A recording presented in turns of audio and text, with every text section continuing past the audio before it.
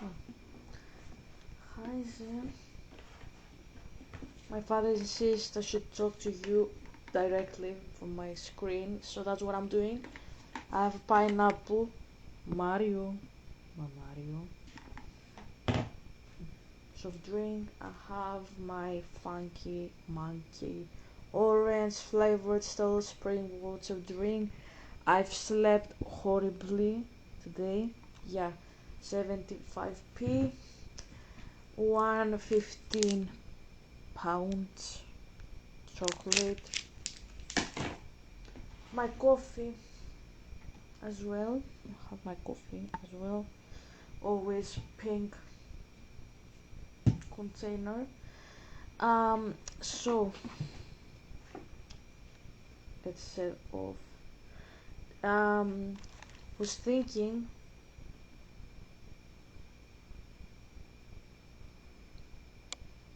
I'm hold on a second. So I was thinking, what the fuck is it? Okay, well, what is wrong? I'm trying I'm trying to find the pictures that we were talking yesterday. We were talking about, thank you. We're talking about the um, Instagram. Yeah, I found them. Okay, so we were talking about Tolkien, right? So I've done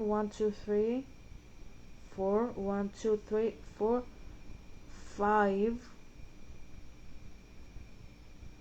That's a lot of material. That's 20 screenshots, I mean. Anyways, let's start, I suppose. So, um, I will show some of the sheets that I have said.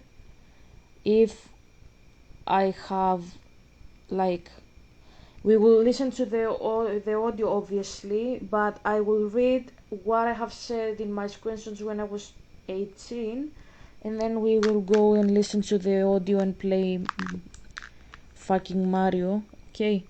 Now let's move on to Dumbledore.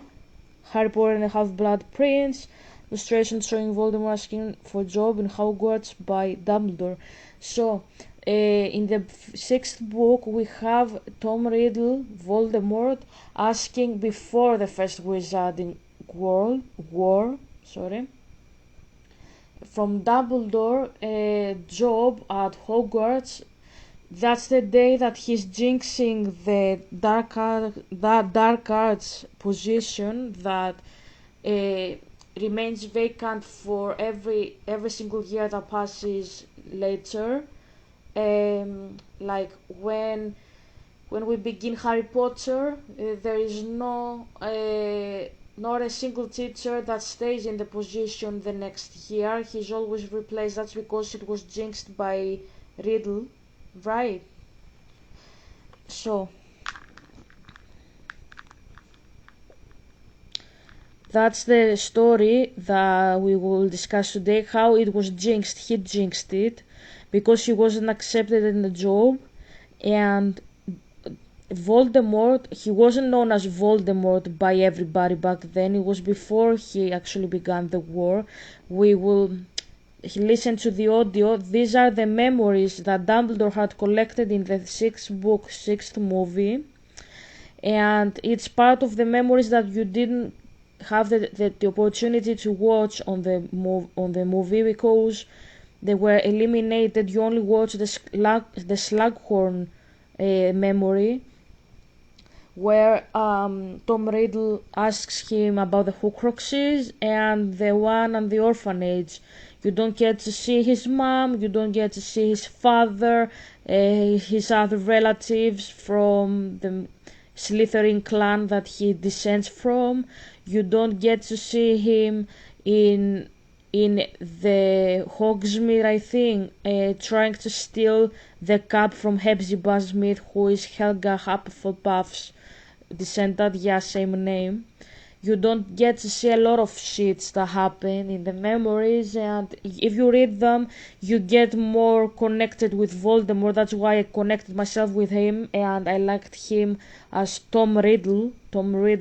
Very beautiful guy, very like very like attractive, but not only physically, he was also attractive like when you were in the same room rolling roads, you liked him, you wanted to be with him, you were drawn to him. My father says I wanted you to like the character because I was like, you're gonna have this as your protagonist. Thank you, Dad. I honestly, I can see that now. You get what I mean? My father says, don't say thanks, I'm your father. Thank you, Dad. So, uh, so now I am summarizing all the points here. The story, we will listen to that. It's about you have pushed some forms of magic, and I'm explaining it. Okay. Helga, what are you doing? Should I don't know if I can.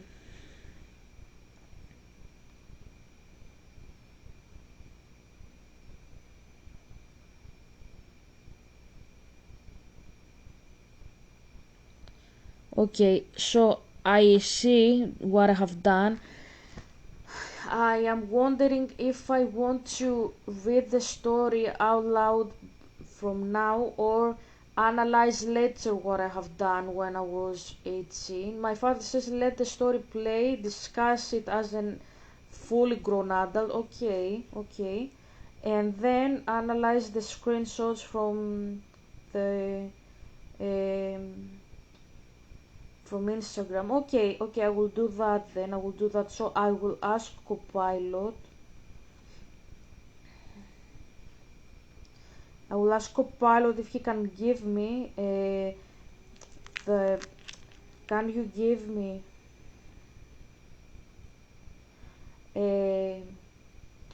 which chapter Half-Blood Prince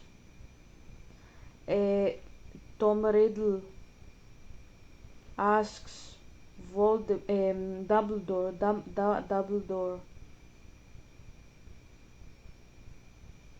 for a job. I wanna listen audiobook on YouTube. Hopefully they have done it. Chapter 20, Lord Voldemort's Request. Lord Voldemort's Request. Lord Voldemort's Request.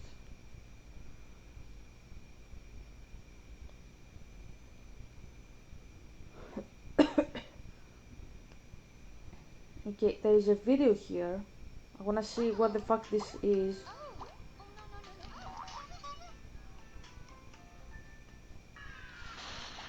Fucking advertisement. So that's there is a video called Whose memory is it? He asked. Lord Voldemort's Request.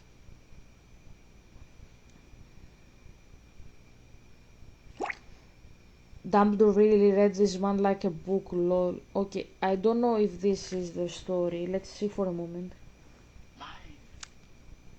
I'll close the camera for this.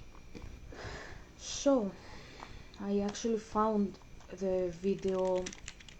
It's a very good video. It's by Harry Potter Things. It's a channel.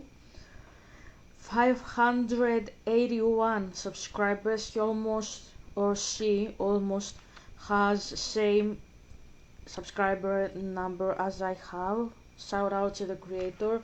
The video is 8,722 views, 180 likes, posted 2023 12 of March, right? Yeah.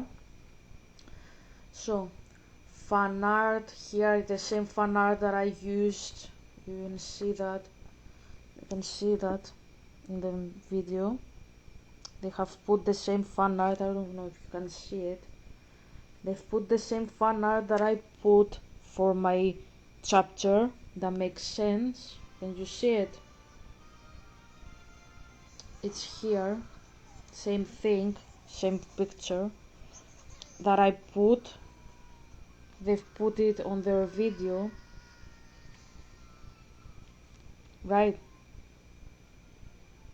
That's cool. That's really cool.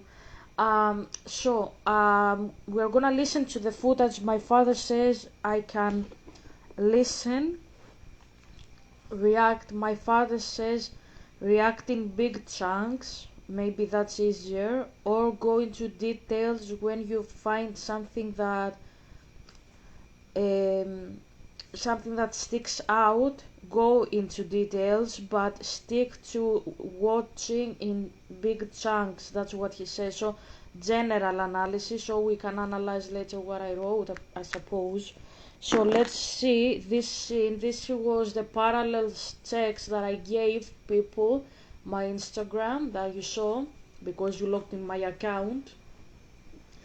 The I I gave this video to this scene to that we will listen on the video to my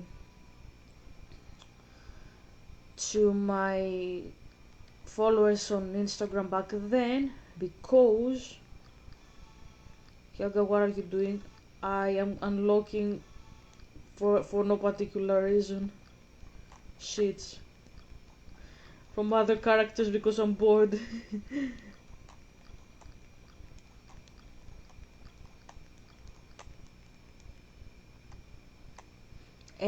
Well, as I was saying, okay, I gave it to my followers because, in contrast with what Saruman did, as we saw him in the previous installment, the previous video, what did we see him doing in the previous video? He was in denial of his own sin pretty much. He didn't want to come down. He wanted to stay up and wanted Gandalf to become an asshole pretty much, as I would say, like him. And Gandalf didn't do that. He was not corrupted because, as he said famously, I didn't go through fire and death to exchange discussions grima with a snake like you. Do you remember? So he's uncorrupted, right? And Gandalf uh, does the exact same discussion pretty much with Saruman. He tells him, I didn't go through fire and death to exchange discussions with someone like you, pretty much. And you see him trying to, let's say, convert Saruman into his ways. Like, you don't have to be like that. Become a better person. You still have the chance, the choice to change, to be protected even by Sauron and his wrath. And you see that Saruman doesn't want to do that because he is still full of pride. So the discussion that Tolkien opens there in his book is actually the question of if you can humble a proud person. And in my opinion, you should show that the proud person actually can be redeemed. I think that's the correct meaning. My father says thanks. But because I can explain, because the point is not to show that a sinner is sinning. Hello, that can be said by any religion out there, okay? I think that you are a master in storytelling if you can do that with a person who is in sin, but you show them that grace runs deeper. If the sin is deep, you go deeper with the grace of God. And I think that is missing from today's literature and art and understanding of the world, pretty much. Like, the world is having a shallow understanding of spirituality and of God, and they are saying shit that uh, any religion can say, pretty much. Like, Every religion can teach me that I am full of sin. Every religion can teach me that I am on the wrong because there is a higher being. But not all religions teach that grace abounds in deepest waters, as the song by Taya says. So that's really unique, and that's why I embrace it, personally speaking, because I think that we speak too much about how sinful we are. We don't speak too much though of how deep grace goes. You hear them saying, they will tell you, no, we do, you don't, because you're always only speaking about sin and sinful behavior. That's what I would have to say to any pastor out there. And they're speaking only about sin and shit. Um, I think it would be a better story if we had Saruman redeeming himself because of what Gandalf said. That's what I mean. Anyways, so what I'm trying to say here is that um, my camera doesn't have enough battery. What news? I don't know what the fuck is wrong with my equipment, honestly. Um,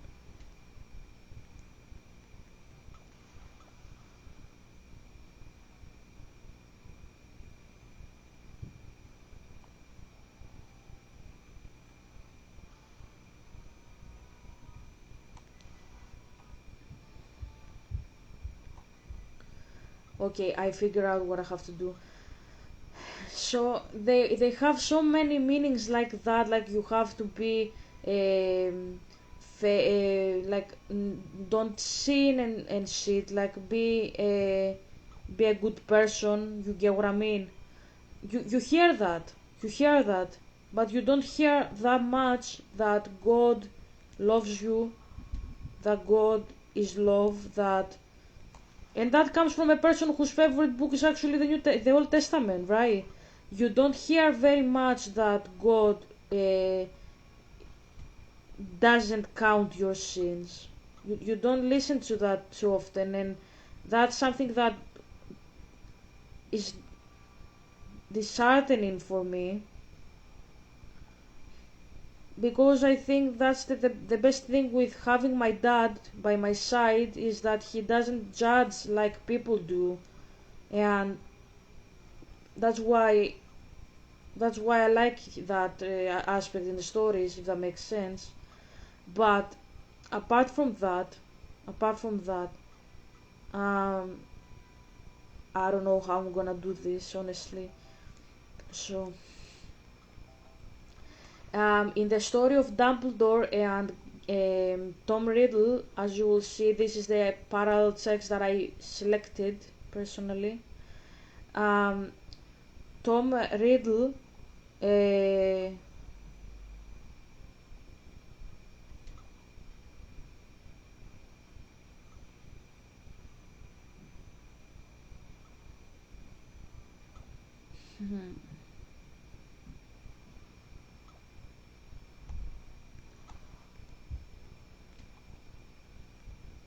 Tom Riddle, I'm trying to see what I'm gonna do.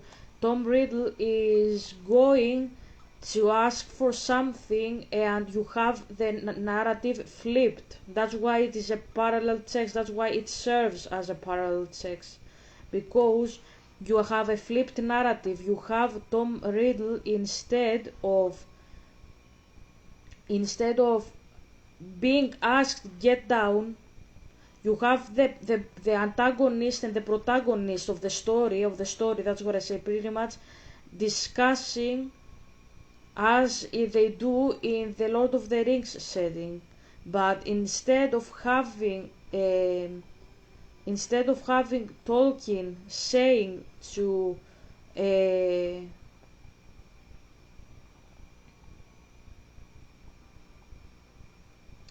instead of Tolkien having Dumbledore to say to him, change your ways, he is judgmental, he is attacking, and he's being a nasty piece of shit pretty much. And I don't like that because that's not godly behavior. That's the behavior that Rowling exhibits in the world. And yes, even Tolkien outsmarted that. And I believe that as far as I know him as a guy, like I have studied Tolkien too much in my life. If I know him that well as I think I do, I don't think he would have liked what Rowling did with the character of Tom Riddle there. That's what I think. That's my humble assumption, because he he valued certain, like, he valued certain things in people that, if you ask me personally, I think show that he was erring as a person, but he had a good understanding of Christianity, of spirituality, and how people should be with each other. And I don't see that very often with Rowling. Rowling is not that good at that as he is. That's why I always say he did a better job for me in his stories, like in the topic of meaning, the meaning behind the stories. You get what I mean?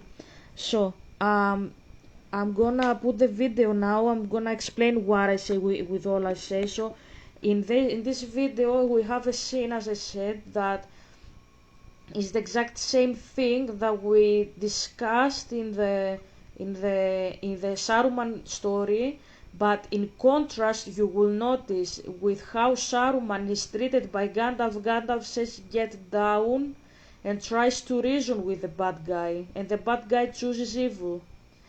In this story, we have the bad guy asking and the good guy not giving, and that's alarming. It's flipping the narrative, and the bad guy, spiritually speaking, becomes the good guy, and the good guy becomes the bad guy. That's how it works, right? So let's start listening to the story. Whose memory is it? He asked. Mine.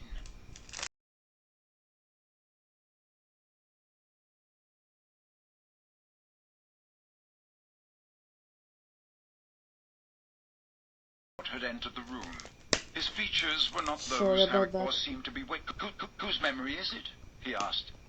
Mine.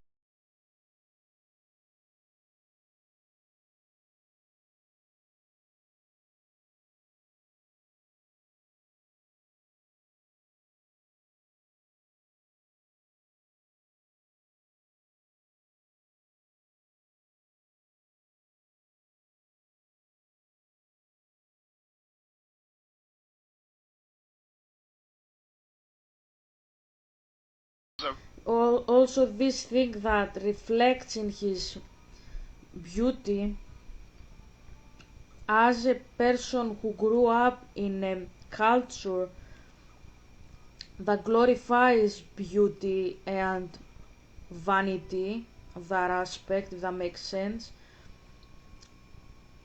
I don't like what Rowling is doing to the character, because I think even Tolkien got this better than Rowling. Tolkien supports the idea that a character, a person, can love richness, can love beauty, but not don't let it become too important for you. That's the meaning that Tolkien is giving in his stories to his characters, that don't let things like that become too important for you. That's what he says. And do I agree with this message? A lot. Because the problem is not the materialistic part, it's how you deal with it, with your soul, yourself. That's the problem. It's not the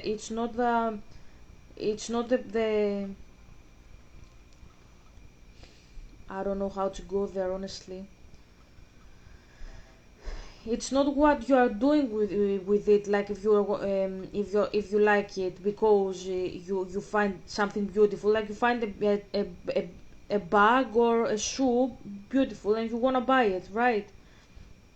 It's not a problem. The problem is that it becomes too important for you. You become fixated, and you lose the good things in life. You lose that important moments of your family, just because you care about materialism. because you might become greedy and you don't care if others are in pain because of what you are doing with your money. Like, you, instead of like investing money to help other people, you are investing money to buy stuff for yourself, for example. So that's a bad thing, and you shouldn't do that. But inherently, having money and buying stuff you like, that's not a bad thing. That's not a sin. That's not a sin. That's hardly a sin, actually. And that's what Tolkien teaches in the story, that the point shouldn't be if they are important for you. The point is if you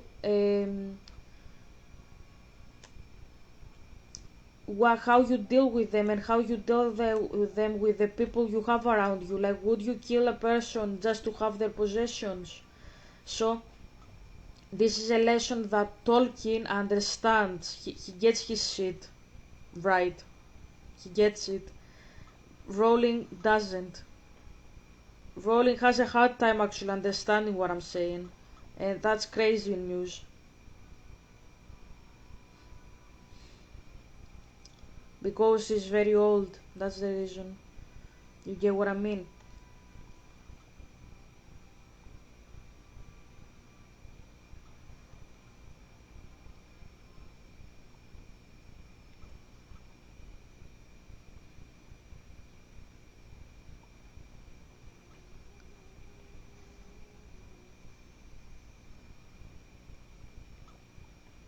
I have no idea how to exit this level. Honestly, I am puzzled myself.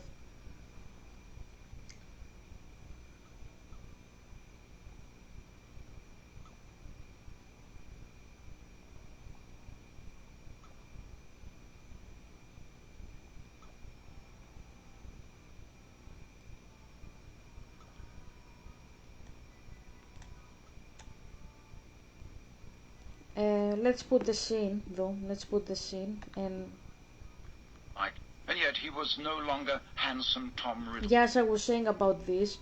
Tom Riddle was beautiful. The scene. I wanted to say this as well, and he wasn't beautiful anymore because he was starting to turn ugly. That's very basic understanding of the world. Percy's, my character, becomes all the more beautiful as time passes. He still is a false prophet, he still is a nasty person by all means, but he becomes all the more beautiful as time passes by. Because the point of the story isn't that Percy is a bad person, therefore he has to become ugly. The point of the story is that what you are outside doesn't matter with that. It is not the same thing as with what you have inside. Maybe you are the most beautiful person, but maybe you have very bad qualities as a person at the same time. The one doesn't erase the other. That's the meaning of the story of Perseus, the commander. And Rowling fails miserably to understand that. Because as I think she's not really a good person herself. You get what I mean? I watched off camera how to win the puzzle, so I'm gonna do that now, okay? Is it? He asked. Let's go back. Whose memory is it? He asked.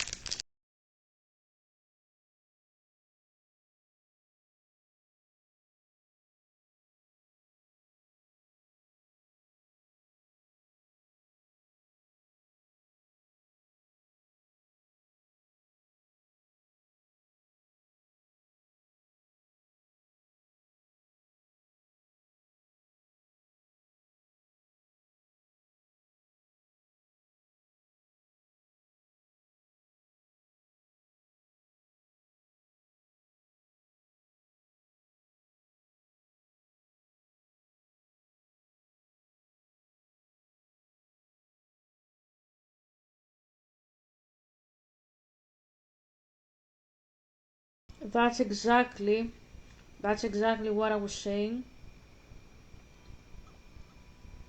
The imagery that you have now is not actually Voldemort. It's actually the devil in a human form, and that's very, very, very disgusting as a parallel, because it forces people to read God as a person who punishes evil even if he shouldn't be so harsh. For example, let's say that like Tom Riddle is fallen because he got lost. This story says you are unredeemable. That's what is the reading behind it. That's the reading behind it. You are unredeemable. You are a fallen angel, and it's disgusting. You got 20 power orbs. Use them to upgrade your hero's skill tree at the Battle HQ. The tree of knowledge is all about attaining knowledge to become a deity. But the people that do that, like me, they don't know that they are doing something like that. They think that they are pushing the limits of magic. Let's put it that way. Um, they don't think that suddenly they will start having, I don't know, like um,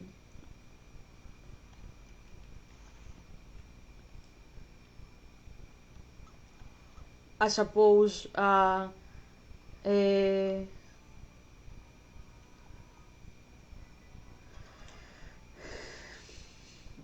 laser for eyes. Let's say it that. Let's say it that way. You don't think that. You still know you are a human, but you have deified yourself. You think that you are untouchable in some way.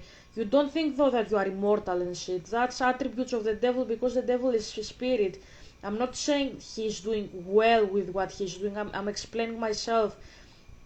I'm just saying that he is a spirit, and if he thinks some stuff he thought he is God, and that's why people think it. No, people think it for different ways that they are gods, not in the same way as the devil is doing it, because the devil is a spirit. Don't mix up different species, and the human thinks he can control several things in his life. Yes, there are some people like that. The law of attraction teaches people that, but for example, they know that they can't control the death of their loved ones, just because they think that they can attract money and good luck if they use the white magic to their advantage. That doesn't mean that they don't understand that their mother, their father, their partner, their kids are eligible to die whatever minute that can be, and they can't revert this.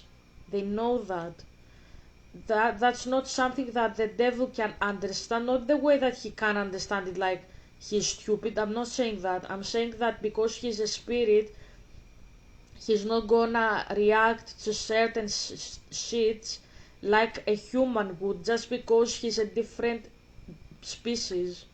He's a spirit, he's not a human. So mixing up a spirit who wanted to become a god with a human who knows that they can die and they want still to become a god, it's not the same thing. It's very unfair for the human. Okay? They are not unlimited like the air is, as the spirits are. So putting a person looking like the devil, it's like saying you are a fallen angel, but how can he be a fallen angel? He's a human. My father says thanks. I don't know why he liked that. He says it's very cute. Okay, thank you. glistening on his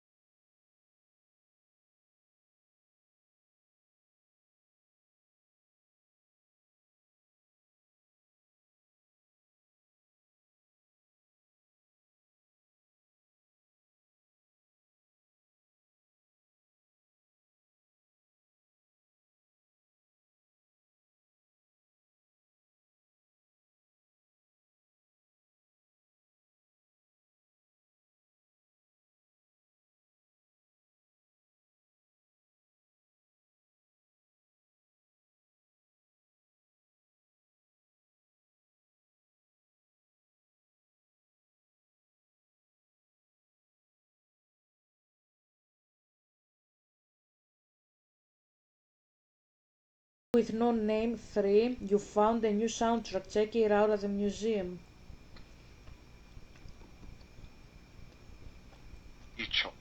Here you can see Saruman is Dumbledore. My father says, well done, Helga.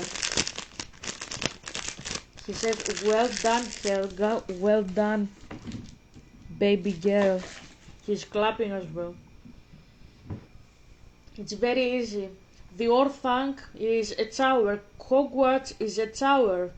Dumbledore is the headmaster. Saruman is the master of the Orthanc and he has the keys. So who is Gandalf? Tom Riddle. My father says she knows this stuff because she's overworked. Yeah, you can see them easily. Like, my father says he wants me to answer a question.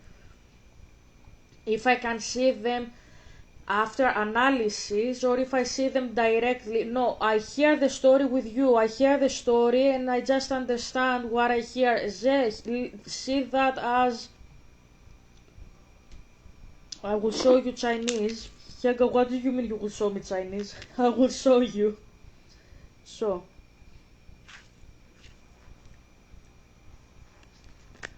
I will show you Chinese so you understand what I mean.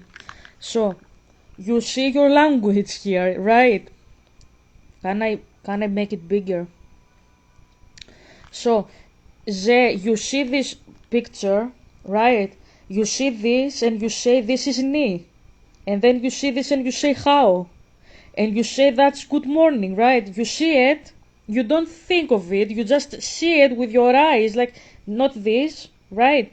You see this and you say ni hao, that means good morning, right? Hi, hello, you get what I mean? So like you know this is like hi, that's me, you know. You know it instantly. You don't sit there and see, oh, okay, this is a stroke here, a line there that looks like this. Oh, it should be you, but I'm not quite sure. No, you know it instantly. I don't. I have learned it. I have learned it, and even though I have learned it, I'm not quite sure if I can write it. I write ni hao in Latin, and I know that it's like hi. You get what I mean?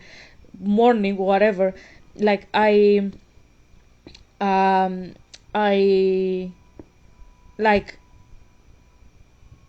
I don't know how to describe it. Like you see it, you know what it means, but you are doing it automatically, right? You get what I mean? Like you hear it, and you understand it without having to analyze it. Like you hear a person saying ni hao, and you know he's saying hi, he says morning, how you do, whatever. You get what I mean, right?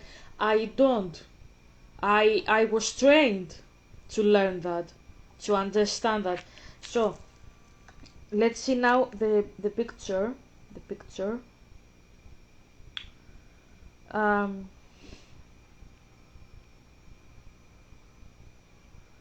I don't know what the fuck that is.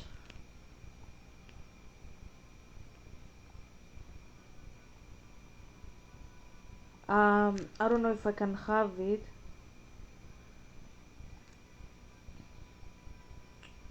I don't have it here. Copilot, can you give me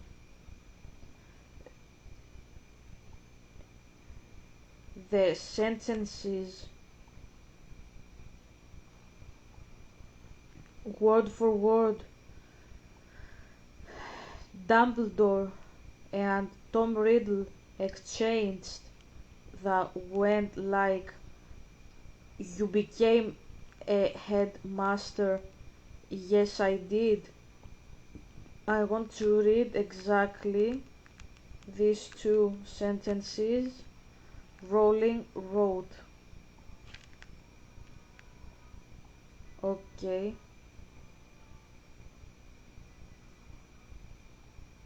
He can't, he says. Okay, give me a link then. Give me a link.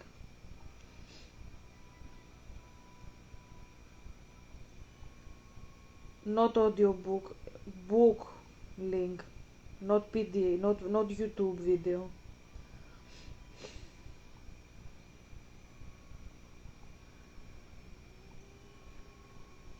Okay, I ask it to just give me 2 sentences and I have to buy the entire book. I don't know what the fuck is wrong with Copilot, honestly, sometimes.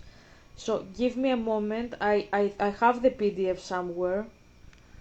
Of course I have to follow up on advertisements. Of course, of course. Have, thank you. Uh, Headmaster.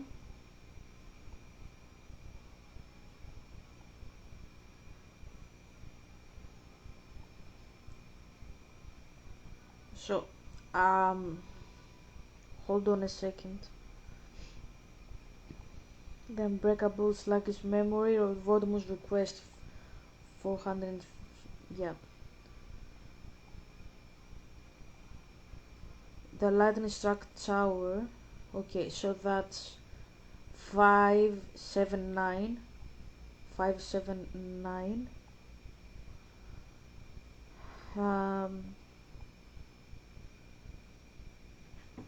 Okay, I am almost there. Where did we say we have to go? 423. 423. Okay, here we are. So,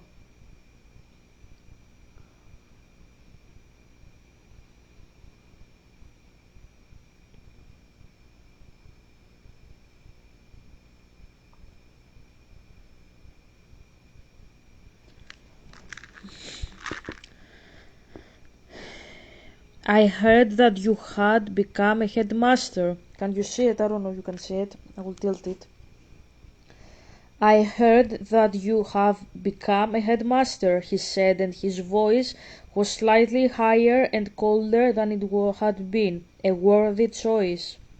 I am glad you approve, said Dumbledore, smiling. May I offer you a drink? So, I will copy this, clip it, and may I offer you a drink? Oh, smiling, let's make it easier, okay? And the other one is Gandalf and Saruman telling Saruman get down.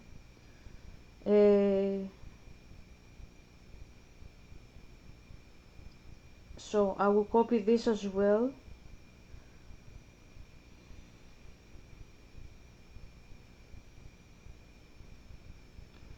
I want the sentence where it says about the keys of the Orthanc.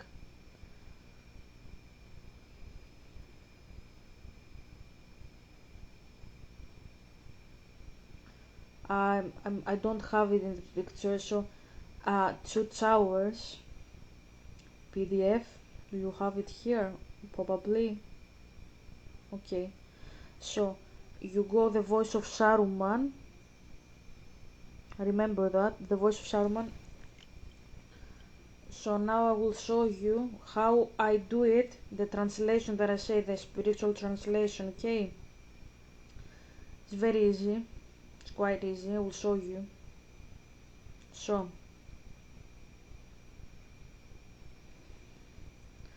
I said it will do it like it is maths, right? So, can I write, I'm just curious, can I write a post like this or not? No. I can open here. I will open not on YouTube, that is. I will open here.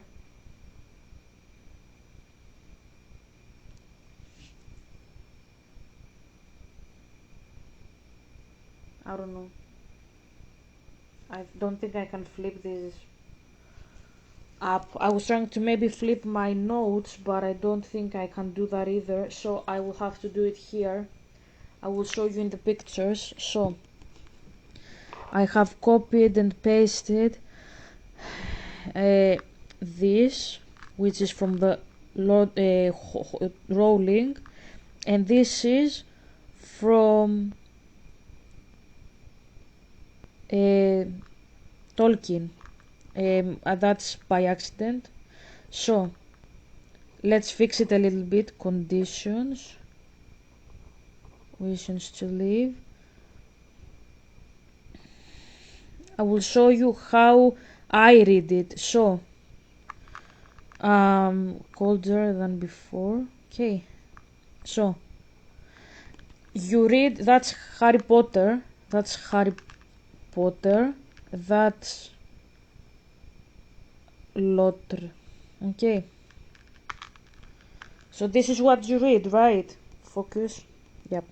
So, I heard that you had become headmaster, he said, and his voice was slightly higher and colder than it had been. A worthy choice. I am glad you approve, said Dumbledore, smiling. That's what you read there, right? Focus, please. Thank you very much. So, you read this. I will show you what I read.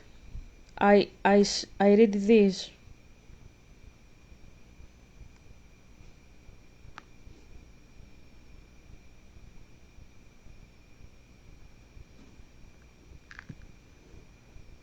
That's what I read. I heard that you had become headmaster. A worthy choice. I'm glad you approve, he said, he smiling. So, you have a sentence. You have a sentence where, let's fix that, by the way. You have a sentence where somebody says somebody became a headmaster and the other says yes I became, right? Let's now go to the Lotr part. That this is what you read, right? I'm now explaining to you how Chinese ideograms work for me when I see them, because you see an ideogram and you say that's a word that means hello, and I see a story and I hear the words. You get what I mean? It's the exact same. So I see like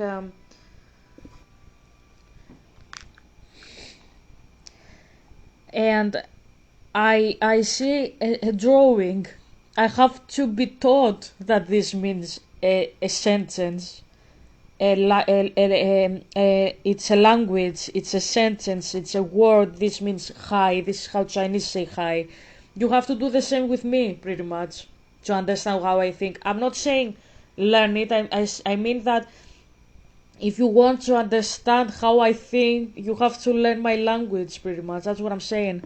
So, you read here, that's the ideogram for you, right? That sounds well, sneered Saruman, very much in the manner of Gandalf the Grey, so condescending, so very kind. I do not doubt that you would find Orthanc commodious and my departure convenient, but why should I wish to live? And what do you mean by free? These are conditions, I presume. So, you read this, I read this.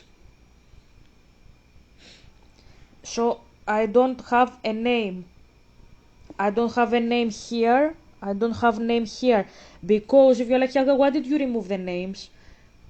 Because I hear voices, I don't hear names. Saruman, Gandalf, Voldemort, Dumbledore, and so on. I hear voices. And when I hear a voice, I match it with the person that it belongs to. That's how a mystic works. So, when he said, I heard that you had become a headmaster. I hear a voice here. I don't see, that's Voldemort, that's the bad guy, because Rowling says so. I see what I have said. What did we say? Let's put it here as like, you get what I mean? Like the rule says, I have given you Claudius means Buddhism. So if Claudius means Buddhism, and here says Claudius, Claudius said, right? So now it says, I heard that you had become a headmaster, Claudius said, a worthy choice. I can replace this and say Buddhism said. And if you're like, oh god, that's Chinese. There is a phrase we say in Greek That's Chinese to me. That's the equivalent of that's Greek to me that you say in English. That's Greek to me. Like I don't understand it. It's foreign language. That's Greek to me. The Greeks say it. That's Chinese to me. So yeah, that's Chinese, isn't it? So, Buddhism said that. Like I see names there. So let's take it out. You understand how the the example works, right? So if we have the rule Claudius means Buddhism, I said that Gandalf is Dumbledore. Sorry, Voldemort is Voldemort. And I said Saruman is Dumbledore, right? I said this. So if Claudius means Buddhism, this is our example. This is the verb that we use. Let's say, don't we have a verb that we use it to fix all the other verbs? Like this verb, the model verb, pretty much works like this. If you know that play goes played, then when you have stop, you will say stopped, right? Enjoy, enjoyed, because you have the modal verb. How it works, you do the other things that you have the exact same thing, right? So here it said Voldemort said a worthy choice. I heard that you had become headmaster. Voldemort said a worthy choice. So if here says that sounds well, Saruman sneered, then can I say here where it says Saruman sneered, can I replace it, can I put Dumbledore, can I put Dumbledore here instead of Saruman, and can I put here where I have put Voldemort, can I put Gandalf? Will I make sense of the story if I replace the names? So, let's read it again. I heard that you had become headmaster, Gandalf said. A worthy choice. I am glad you approve, said Dumbledore. Let's leave it Dumbledore for the moment. Let's put it in a parenthesis. I will put it in a parenthesis, okay?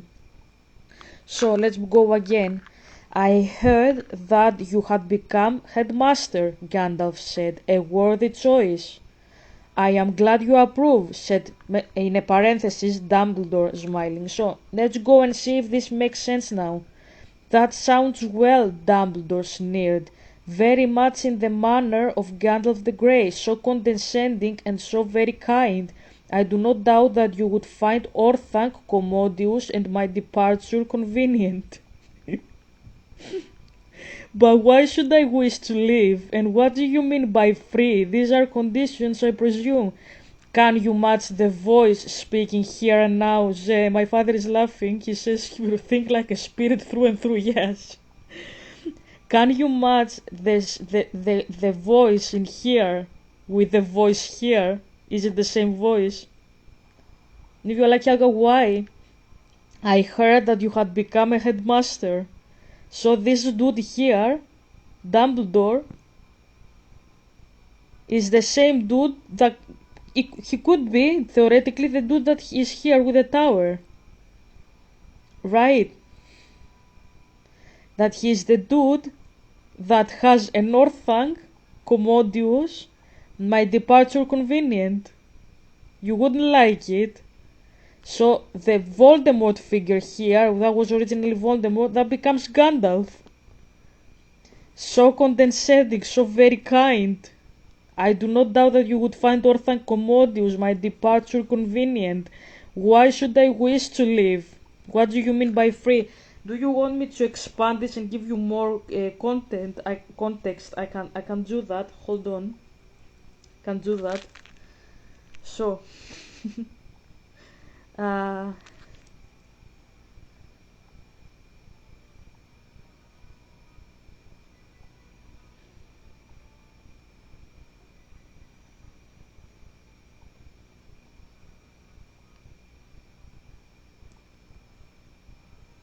I'm trying to copy it, but it's a little bit difficult. Okay.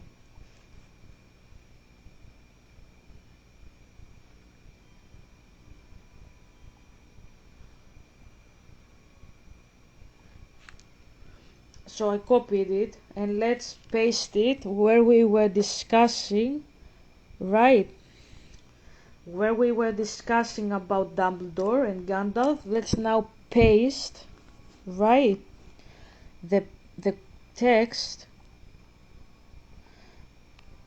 that reads later. That's the next sentences that we read in the story on the audiobook. Now we see them written down. I copied them from the original and I show you. So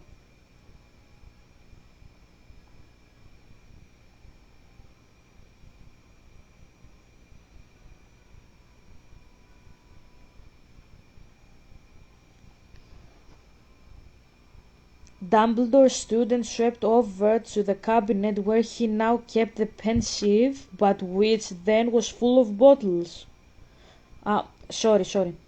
Uh, Sorry, I forgot to add a sentence. Sorry.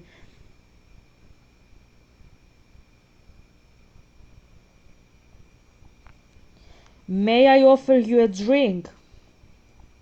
That would be welcome, said Voldemort. I have come a long way.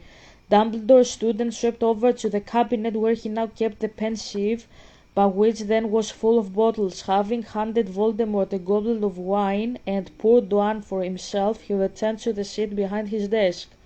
So, can I replace Voldemort? That would be welcome, said Voldemort, with Gandalf.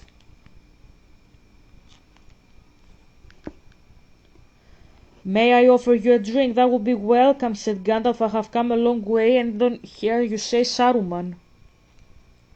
Can I say here Saruman? Can I put also here in leave the parentheses? Said Saruman, smiling. Can I say now this? I heard that you had become headmaster, Gandalf said. A worthy choice. I am glad you approve, said Saruman, smiling. May I offer you a drink? That would be welcome, said Gandalf. I have come a long way. Saruman stood and swept over to the cabinet where he now kept the pensieve, but which then was full of bottles. Having handed Voldemort a goblet of wine and poured one for himself, he returned to the seat behind his desk. Continuing the Lord of the Rings part. That sounds well, Dumbledore sneered, very much in the manner of Gandalf the Grey. So condescending and so very kind. I do not doubt that you would find Orthan commodious and my departure convenient. But why should I wish to leave, and what do you mean by free? These are conditions, I presume.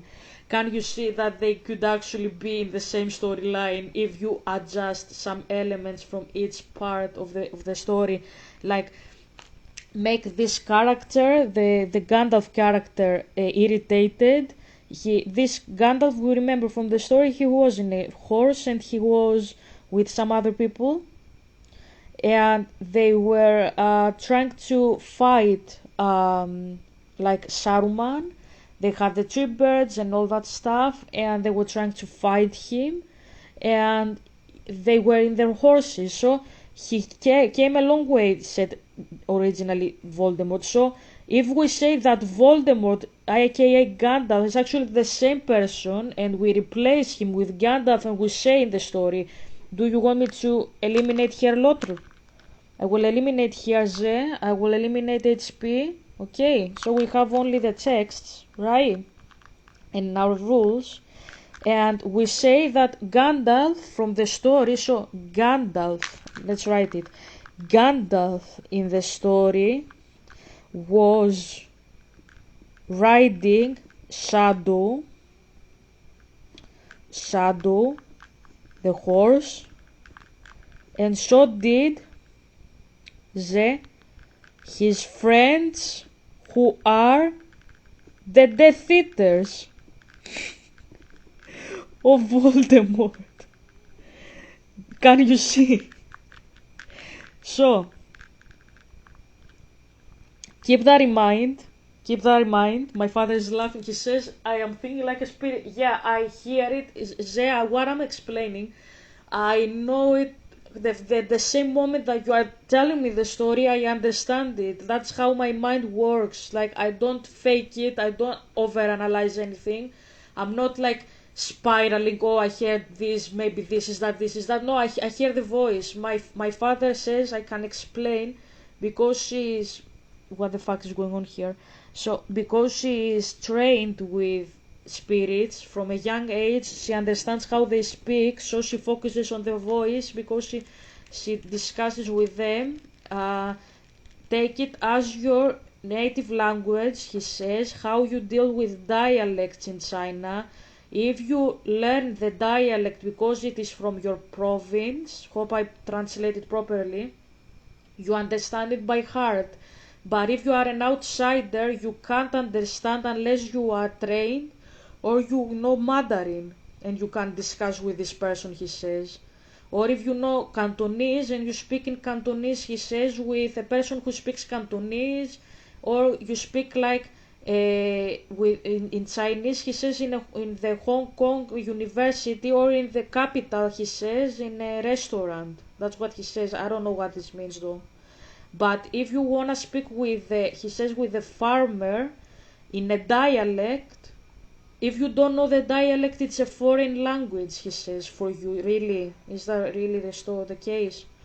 He says it's a foreign language. So for Helga, because she talks with spirits, she was talking, he says, with the devil, who is a spirit, and now she's best friends with me, as you know.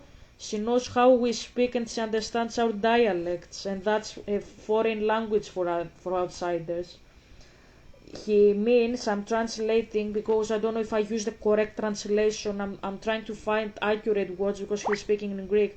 He means that just because you don't understand, that doesn't mean that you are stupid or that you can't learn it. He doesn't say that. He says that I grew up with it like a farmer in China. That's why he's giving you a farmer. He doesn't say a lecturer at the uni. He says, yes, exactly. Yeah. He says a farmer in China will speak in his native language, the dialect. He won't speak Greek or Indian. He will speak the dialect in Chinese. He will speak the slang, let's put it that way. He's not gonna speak like posh, a light Mandarin from the university, pretty much. That's what he says. That's what I understand. He says yes, that's what I say. He says. So that's my native language. That's what I'm saying. I understand what they say instantly. I'm not sitting there to make analysis like you would do scholarly in a scholarly setting. I understand it instantly what I hear. Exactly as you do with the Mandarin. I have to learn how to do the strokes in the Mandarin language, but you see them and you know this word means ni hao, that is hi. You get what I mean? I have to learn it by scratch. So that's you with me, right? So my dad said that a farmer in China will speak in dialect and not polished Mandarin or Cantonese, or like they speak in Beijing and Hong Kong. Is that right? Yes, your dad is absolutely right. In China, many farmers, especially in rural areas, speak regional dialects that can be very different from standard Mandarin, Putonghua, or Cantonese. Yeah, that I suppose that's what he says then. Okay, it makes sense. I didn't know that. I didn't know that. So he speaks about farmers there. Now I understand better. I will continue what this says, but he speaks about farmers because he wants you to understand that I am not I'm not in a university setting. My knowledge is not like that. Maybe it sounds to you like that. I don't know. But for me, it's how I grew up. It's not like a light for me. I am a farmer from China that speaks his dialect that he grew up with. You just don't know the dialect, and I suppose it sounds crazy that I can speak it, but I grew up listening to this dialect, so I understand what it says instantly. Mandarin Putonghua is the official national language taught in schools and used in media and government. Cantonese is dominant in places like Hong Kong, Guangzhou. Fuck, I said Guangzhou in my post. I just altered it for fun. And parts of southern China. But across rural China, people often speak local dialects or even entirely different languages within Chinese language family. Farmers and dialects. A farmer in Sichuan might speak Sichuanese, which sounds very different from Beijing Mandarin. A farmer in Fujian might speak Hokkien or Minnan, which is unintelligible to Mandarin speakers. Okay, in Shandong, Henan or Hunan, local dialects can be so strong that even native Mandarin speakers struggle to understand them. Why it matters? These dialects carry regional identity, cultural nuance, and emotional intimacy. Yeah, that's what I mean. I understand that. That's what I mean when I speak about spirit language. Like it carries identity. It carries like your background. It's not like I do it for analysis. I'm not doing for analysis. It's my background. It's how I grew up with. It's like how I was trained myself, like understanding spirits. That's what I mean. Okay. Many older generations, especially in rural areas, never fully learned standard Mandarin, so their speech reflects local history and oral tradition. So yes, if you meet a farmer in rural China, chances are they will speak in a local dialect, not in the polished Mandarin you'd hear in Beijing or the Cantonese of Hong Kong. It's not just a language difference, it's cultural one. It's very different what I say from what you understand when you read a book, because you are taught to see the beauty, I suppose, of the words. I I suppose I was taught that in my school, but it's a different thing to be taught something, as you say, Mandarin. But I practiced mysticism. I spoke with Zeus. Now I speak with my father. I was speaking with my father always. I know Zeus. Okay, so it's another thing to know Mandarin by school, and another thing to grow in a farmer's house in China. I understand that even if I am not from there, you get what I mean. And having a father who is a farmer and he speaks his local dialect, even if you go to a very polished school in China, I am sure of that, because I had many classmates in Greece who were from villages that were speaking not exactly dialects, we don't exactly have that anymore in Greece, but they were speaking with the accent. You get what I mean? My father says what I said about her being an Athenian. Yes, I was not like that. I am an Athenian, so I was from the place I grew up into, Athenian in Athens. So for the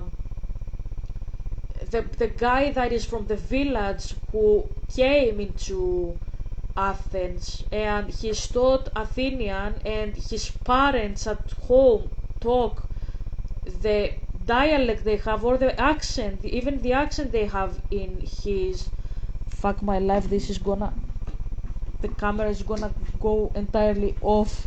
I will speak and I will plug it. So uh, even if you have like a parents that speak the the language, but you are far away from the village, let's put it that way, the dialect or the accent, you get what I mean, you are still gonna get influenced by that, because this is how you grew up, it's your upbringing. And that I understand that with the farmers, that's what I mean, because these kids don't just grow up with the language barrier. Like, they, let's say a Beijing kid lives there, but it's from Guangzhou, as we said, right? And his parents moved when he was young into from the village into the city, so that they have a better life, right? That's why you move anyways. And he goes to school, and he learns Mandarin, he has the accent and all that. You understand that, like, that's his language if you listen to him speaking, right? But when you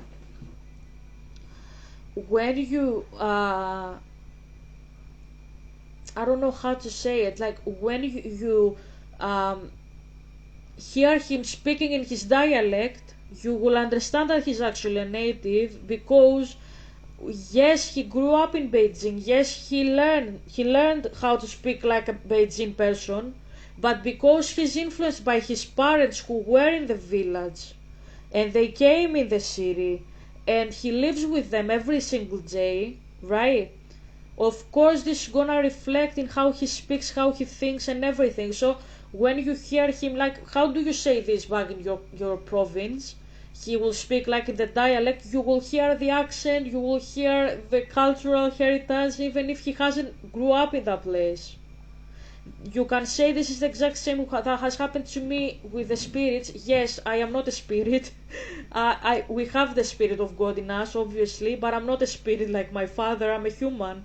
But because I grew up with the spirit, I talk with him every single day. I was talking with Zeus because I was a mystic, and I grew up learning it at school. Yes, not always you have good mystics at school. Let's put it that way, but uh, because I was like, that's what I'm saying. I was taught this dialect at home when I was with the spirits.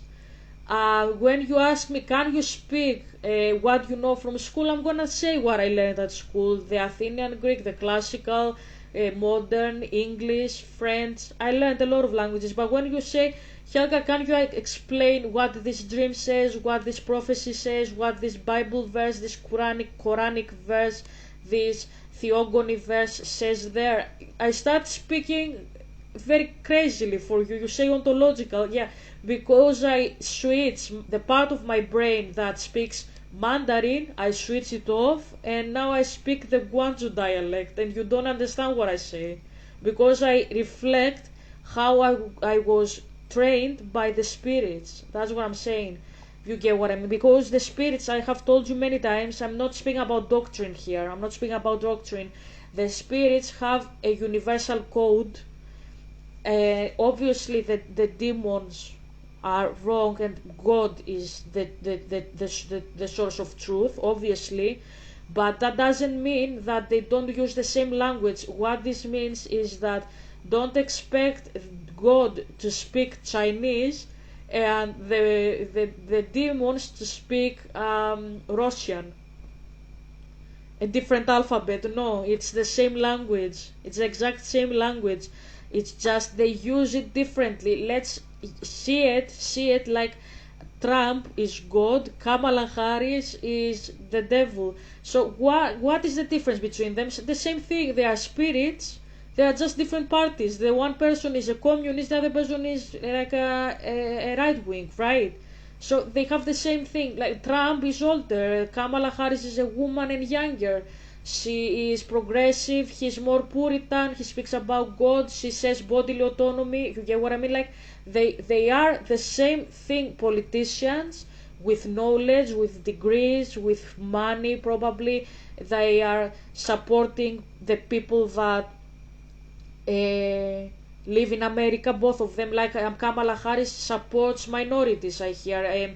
Trump supports also his people, he's trying to defend them. What is the difference they have though? The one person is right, the other person is left. So if you hear that, no, I'm not saying that Kamala Harris is the devil. No, I actually like her. I honestly like her. I think she's very cool. I wouldn't just like her as a president for political reasons. Like I think Obama was a better president, I think. But I think she's a really cool woman. Apart from that, I'm just explaining because they are a good equivalent with what I'm discussing. How you can have a person from the same species as you, they speak the same language, but because they are different side, let's put it that way, this is left, this is right, wing, they have a different way of expressing it, pretty much. So Trump will say, I think we should close the borders, full stop. I'm not gonna go into details, obviously, you understand, I'm giving you examples. Kamala says, open the borders, full stop. So what you have to see there is actually who is the true deity. Is Trump the true deity or Kamala Harris? see the speech and see it for yourself who is the liar. Obviously, I'm not saying that these people claim to be deities and that these examples don't show deityhood or anything. I'm just explaining that the one person says the exact opposite of what the other person says, but when they speak, you don't expect Kamala Harris to speak Indian or Russian or because she's Indian or speak Greek to say the sentence that she's saying. No, she speaks English like Donald Trump. She just says the exact opposite because this is her opinion. You get what I mean? So this is what the spirits do. So it is a universal language, but you have to learn how to read it pretty much to understand who is this and who is that. So we have, as I said, Death Eaters of Voldemort and his friends. So as I said, I see that instantly. So if the horse in the story is written by Gandalf, let's connect this. So we wrote, let's connect the stories and you can see that the story is the same. So Rowling wrote this and we corrected the name. So this is Rowling's story, if you remember, and now we are writing the names. We have written the names. I will read it until here and let's see. So, I heard that you had become a headmaster, Gandalf said. A worthy choice. I am glad you approve, said Saruman, smiling. May I offer you a drink? That would be welcome, said Gandalf. I have come a long way. Saruman stood and swept over to the cabinet where he now kept the pensieve, but which then was full of bottles. Having handed Voldemort a goblet of wine and poured one for himself, he returned to the seat behind his desk. Here is the paragraph by Tolkien, which we have removed the name L'Autre above it, 2 towers, and we have changed the names. That sounds well, Dumbledore sneered. Okay, I figured here, handed Gandalf. Okay. So, that sounds well, Dumbledore sneered, very much in the manner of Gandalf the Grey, very condescending and so very kind. I do not doubt that you would find Orthanc commodious and my departure convenient, but why should I wish to live? And what do you mean by free? There are conditions, I presume.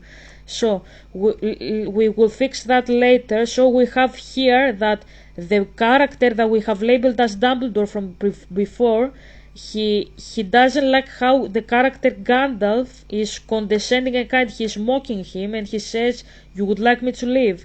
So what do we have? We have Gandalf in the original 2 towers. He's on a horse and he's with his friends. So let's insert here to fix it. So I will drink my wine, my father says the wine of Jesus, quickly, because my friends wait outside for me to return, said Gandalf. We will stay with Gandalf. We came here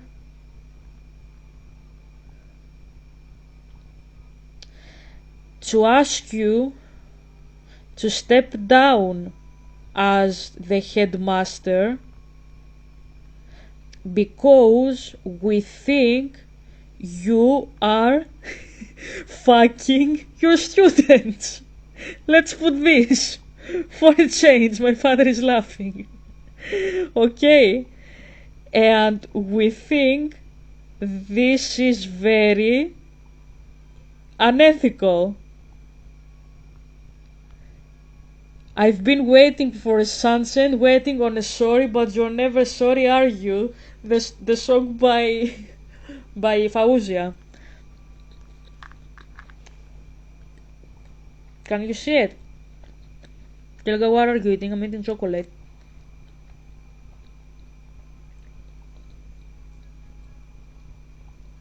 Did you see it? I stayed so you can see it. So let's now replace the names. So here is Saruman. Dumbledore is Saruman. So let's replace Dumbledore with Saruman. Let's read now the story that we have replaced all the names. We have made it a one single story. That's one single story here. Two different names, two different stories. We added a sentence in the middle and we connected them. Does that read intelligibly or not? I heard that you had become headmaster, Gandalf said. A worthy choice. I'm glad you approve, said Saruman, smiling. May I offer you a drink? That would be welcome, said Gandalf. I have come a long way. Saruman stood and swept over to the cabinet where he now kept the pensieve, but which then was full of bottles. Having handed Gandalf a goblet of wine and poured one for himself, he returned to the seat behind his desk. I will drink my wine quickly, because my friends wait outside for me to return, said Gandalf. We came here to ask you to step down as the headmaster, because we think you are fucking your students. I'm trying to keep it professional. It's a little bit hard with these sentences I'm writing, but you get what I mean. My father says Helgian structure, yeah. I will drink my wine quickly, because my friends wait outside for me to return, said Gandalf. We came here to ask you to step down as the headmaster, because we think you are fucking your students and we think this is very unethical. That sounds well, Saruman sneered, very much in the manner of Gandalf the Grey, so condescending and so very kind. I do not doubt that you would find Orthanc commodious, and my departure convenient, but why should I wish to live, and what do you mean by free? There are conditions, I presume. Can you see that it matches? The story is the same. So do you want me now to replace the names Gandalf and Saruman with the, according to our example, Claudius means Buddhism. So we replace Gandalf with Voldemort. So wherever we see Gandalf, I will save here for future reference. Okay. So wherever we see Gandalf, we put Voldemort. Okay, so Voldemort. Okay. Voldemort said Voldemort. Okay. Voldemort again. Voldemort. We just do copy paste here. The manner of Voldemort.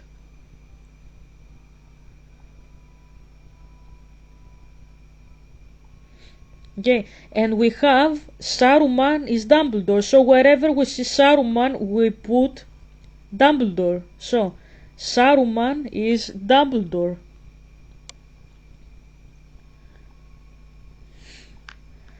Saruman is Dumbledore, right? Saruman is Dumbledore. Right. Let's read it. Let's read it and see if it makes sense. Okay. I heard that you had become headmaster, Voldemort said. A worthy choice. I am glad you approve, said Dumbledore, smiling. May I offer you a drink? That would be welcome, said Voldemort. I have come a long way. Dumbledore stood and swept over to the cabinet where he now kept the pensieve, but which then was full of bottles. Having handed Voldemort the goblet of wine and poured one for himself, he returned to the seat behind his desk. I will drink my wine quickly, because my friends wait outside for me to return, said Voldemort. We came here to ask you to step down as the headmaster, because we think you are fucking your students and we think this is very unethical. That sounds well, Dumbledore sneered. Very much in the manner of Voldemort, so condescending and so very kind. I do not doubt that you would find Hogwarts here, Orthanc is Hogwarts. Let's do this as well. I do not doubt that you would find Hogwarts commodious and my departure convenient. But why should I wish to live, and what do you mean by free? There are conditions, I presume. Can you see that the story is the exact same? My father is laughing very much. So, let's see now. I have another portion.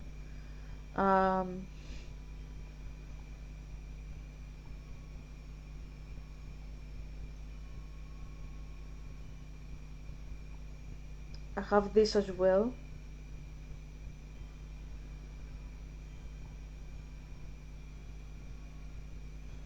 So, the other part says Saruman's face grew vivid, so that's Lord of the Rings. That's Lord of the Rings. And maybe if I can, let's see.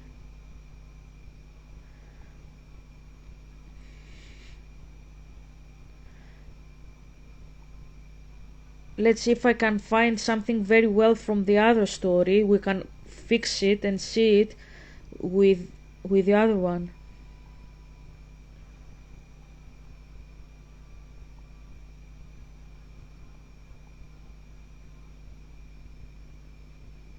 Yeah, I have here.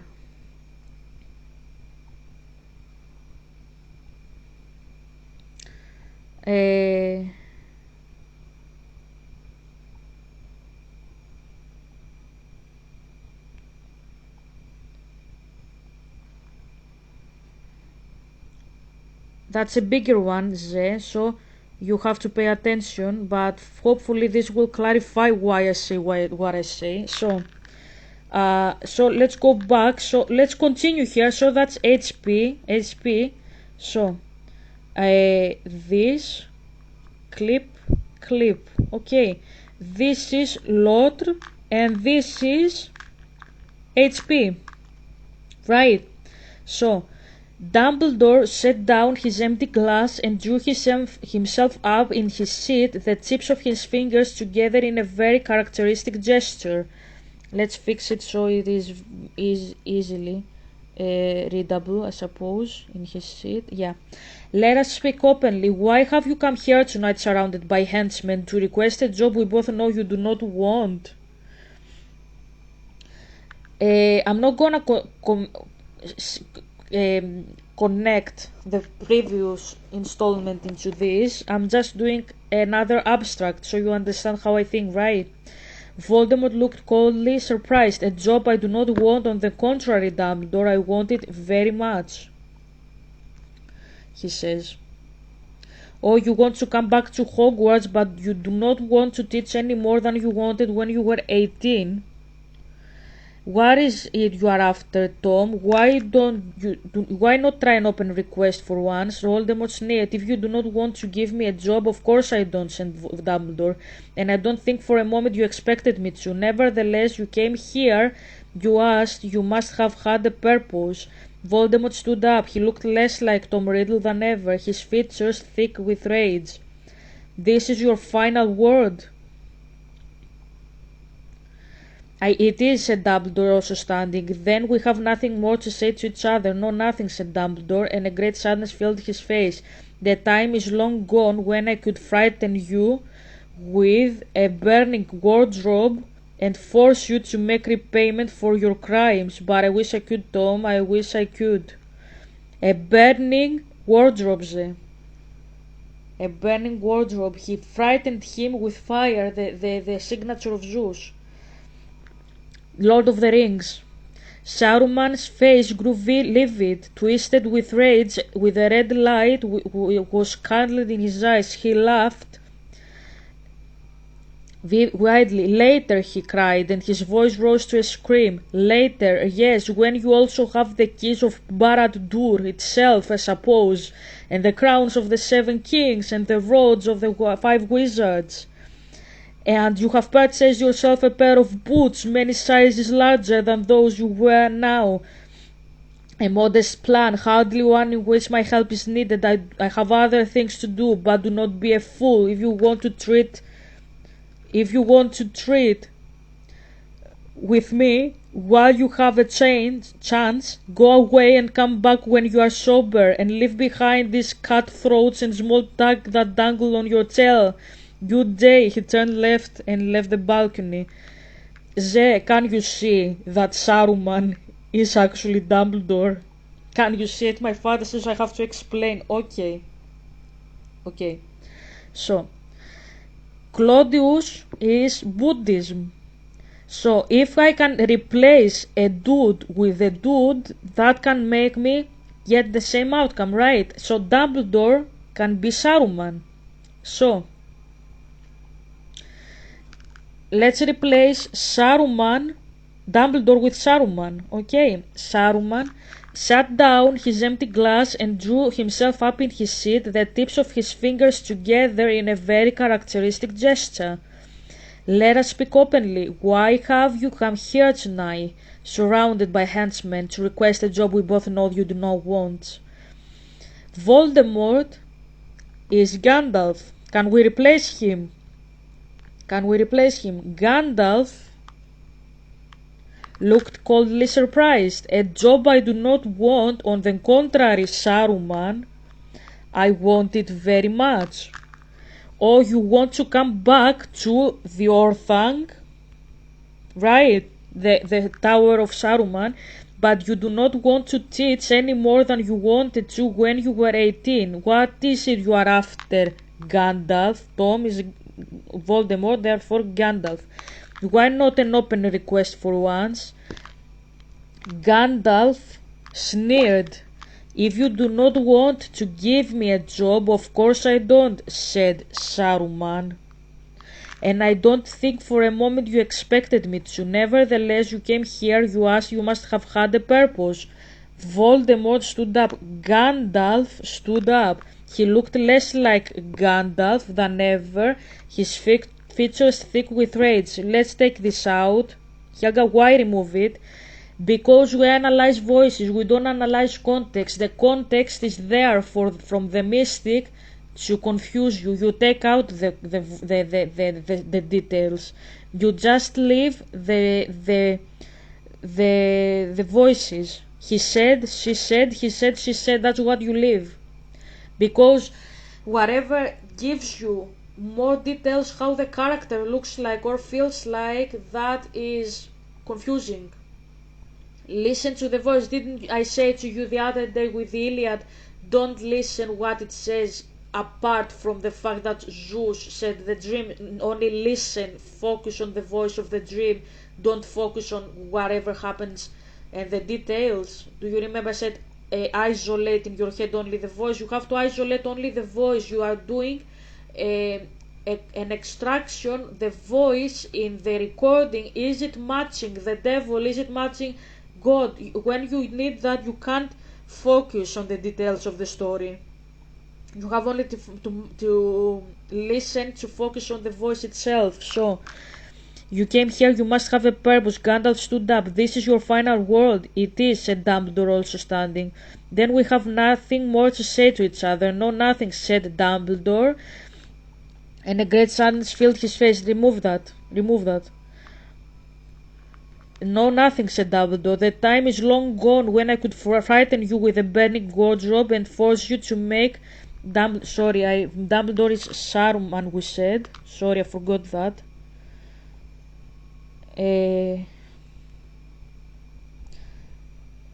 Said Saruman. The time is long. Hope I didn't delete many things, because I deleted one word and it removed me one entire sentence and I wrote it by head.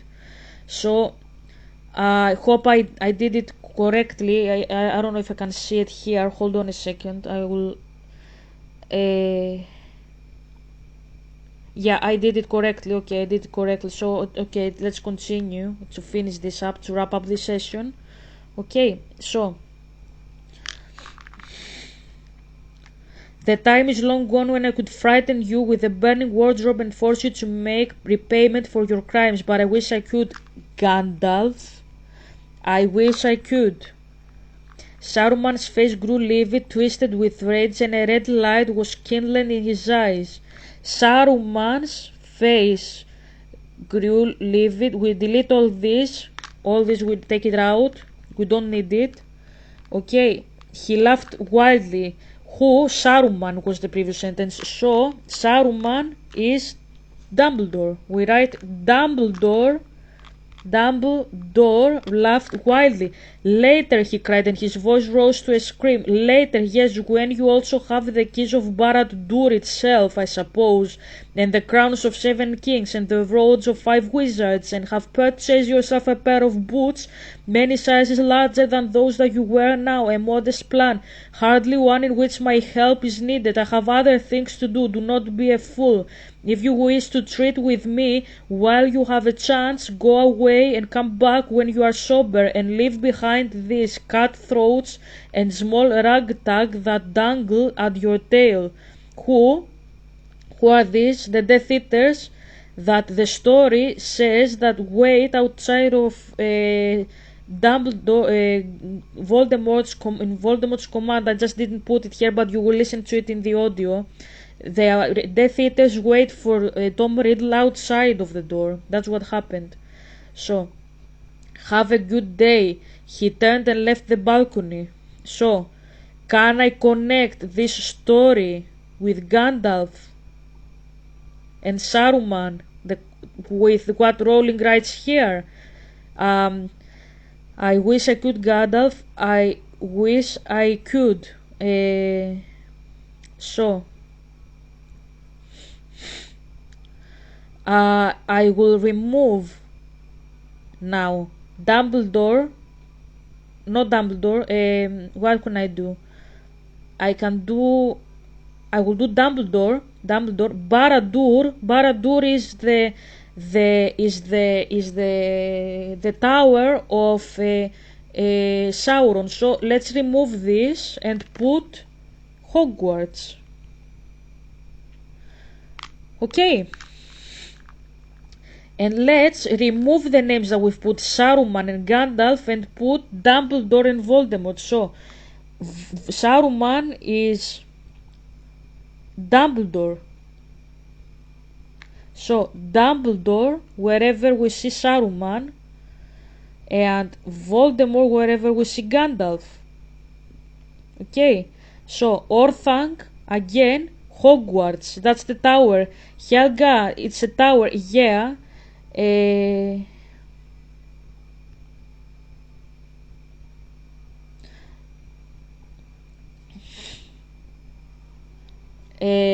Hold on a second, because I made again this mistake with can you see here, an entire sentence got eliminated. This happens to me on YouTube, so we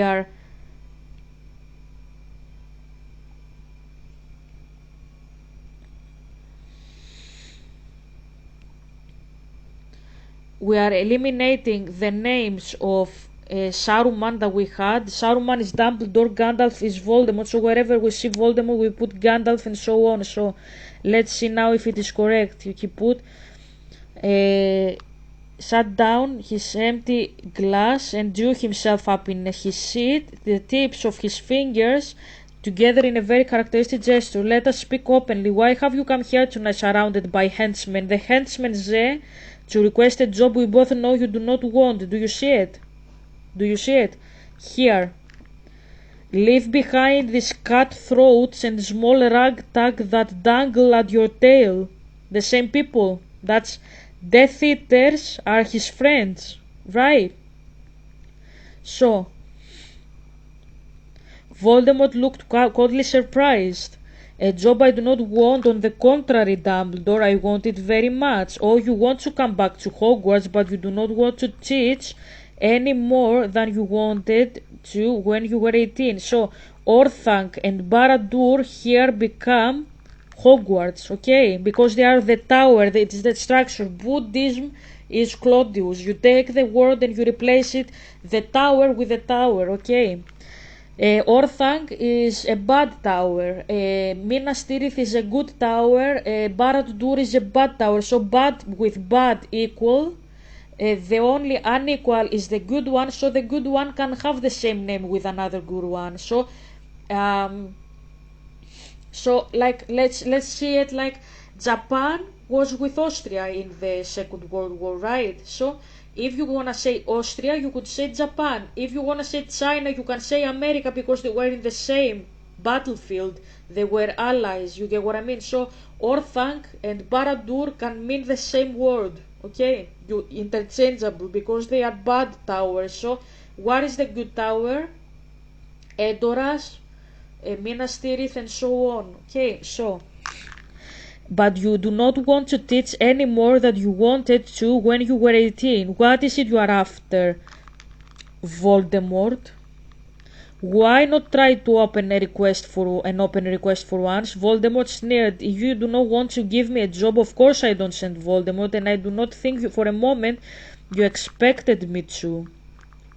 Nevertheless, you came here, you asked, you must have had a purpose. Voldemort stood up. Let's remove that. We had said we remove it, but I copy-pasted it again. This is your final word. It is, said Dumbledore, also standing. Then we have nothing more to say to each other. No, nothing, said Dumbledore. We remove that. Okay. Nothing, said Dumbledore. The time is long gone when I could frighten you with a burning wardrobe and force you to make repayment for your crimes, but I wish I could. Voldemort. I wish I could. Remove here Lord of the Rings. Remove it. Remove here HP. Okay. We are doing voices here. So, Dumbledore spoke here again. So, let's connect it. Voldemort stood up as well. Now I'm writing my own bullshit here. You get me, Zé? I'm writing my own bullshit. So, Voldemort stood up as well and left his wine and went to the door while Dumbledore went to the balcony. I will come later, I promise, and I hope the next time you see me inside here, you will have more respect for me and you will treat me more kindly because I did nothing. I did nothing to you, and the way you suspect me of wrongdoing and misdemeanor just proves you are the one who is guilty of misdemeanor and malicious behavior in the school. Okay, so this is the Helgian part. Okay, so that's Helga. Okay, that's Helga. Let's read what Helga says. Okay, so Helga writes, Voldemort... Helga, did you write it here? Yeah, now I brainstormed it, yeah. Voldemort stood up as well and left his wine and went to the door while Dumbledore went to the balcony. I will come later, I promise, and I hope the next time you see me inside here you will have more respect for me and you will treat me more kindly because I did nothing to you, and the way you suspect me of wrongdoing and misdemeanor just proves you are the one who is guilty of misdemeanor and malicious behavior in the school. Okay, so that's the Helgian part. So remove Helgian part, Z. Now let's read the full story without any interactions in between and interruptions. Everything blending. HP first, Harry Potter, Helga, Lord of the Rings, the one after the other, corrected, edited in one single prose. Can you tell me, does it sound exactly as I tell you? Like, can you replace indeed Dumbledore with Saruman and Gandalf with Voldemort? So, Dumbledore sighted down his empty glass and drew himself up in his seat, the tips of his fingers together in a very characteristic gesture. Let us speak openly. Why have you come here tonight, surrounded by henchmen, to request a job we both know you do not want? Voldemort looked coldly surprised. A job I do not want, on the contrary, Dumbledore. I want it very much. of you wanted to come back to Hogwarts, but you do not want to teach any more than you wanted to when you were 18. What is it you are after, Voldemort? Why not try an open request for once? Voldemort sneered. If you do not want to give me a job, of course I don't, said Dumbledore, and I don't think for a moment you expected me to. Nevertheless, you came here, you asked, you must have had a purpose.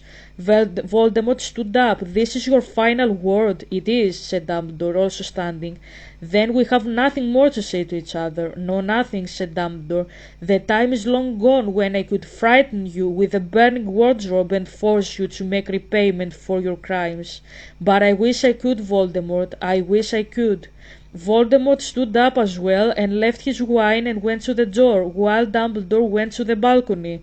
I will come here, I promise, and I hope the next time I will come here later, I promise, and I hope the next time you see me inside here, you will have more respect for me and you will treat me more kindly because I did nothing to you, and the way you suspect me of wrongdoing and misdemeanor just proves you are the one who is guilty of misdemeanor and malicious behavior in the school. Dumbledore laughed wildly. Later, he cried, and his voice rose to a scream. Later, yes, when you also have the keys of Hogwarts itself, I suppose, and the crowns of 7 kings, and the rods of the 5 wizards, and have purchased yourself a pair of boots many sizes larger than those that you wear now. My father is laughing. A modest plan, hardly one in which my help is needed. I have other things to do. Do not be a fool. If you wish to treat with me while you have a chance, go away and come back when you are sober, and leave behind these cutthroats and small ragtag that dangle at your tail. Good day. He turned and left the balcony. Does it sound to you what I'm telling you that it sounds like? Like, do you see it for what it is? That it is the exact same story, it's the exact same characters, it's an archetype. You invoke an archetype. The mystic that writes the story is invoking an archetype. What he is doing is invocation of an archetype, pretty much. When you write an archetype, the archetype is gonna sound like it wherever you take the story. You can make the character Chinese, man from Canada, alien, it will still be the same archetype. That's universal code, it's a language. That's what I'm saying. So you hear it, it sounds exactly the same as the previous one because it's a universal code, it's a language. It sounds the same. You just make adjustments. What did I do? Did you see me making analysis? I didn't do any analysis. I just listened what the characters wrote or said better in Rowling's story. I corrected the way that the names sounded. So Voldemort became what did we say? Gandalf, right? I corrected the names, then I saw what Tolkien wrote with the same archetypes, and I added a fucking stupid sentence in the middle myself to connect two different stories. I didn't put much thinking into it. I didn't think it, like overthink it and discuss in my head how I have to do it, like do this, do that, and so on. I didn't do anything very meticulous. I didn't do anything like that. I just wrote two passages and then I connected them with a simple sentence that I wrote. You saw me on camera writing down. That's not intellect. That's me connecting two dots like a police officer, pretty much in a crime scene. You connect this with that. It doesn't require much thinking. It's like playing Mario. And you see it's the exact same story. Well, because that's an archetype in the spiritual language. You invoke an archetype. And that's why I said that Rowling has fucked up the character, if that makes sense. So to wrap up this session, let's listen uninterrupted now, because you listened to it and now I understand why my father said listen to the story in chunks. Let's listen to the story while we play some Mario. We didn't play it too much today, right? A worthy choice. I am. has now had a permanently bloody look. Whose memory is it? He asked. Mine.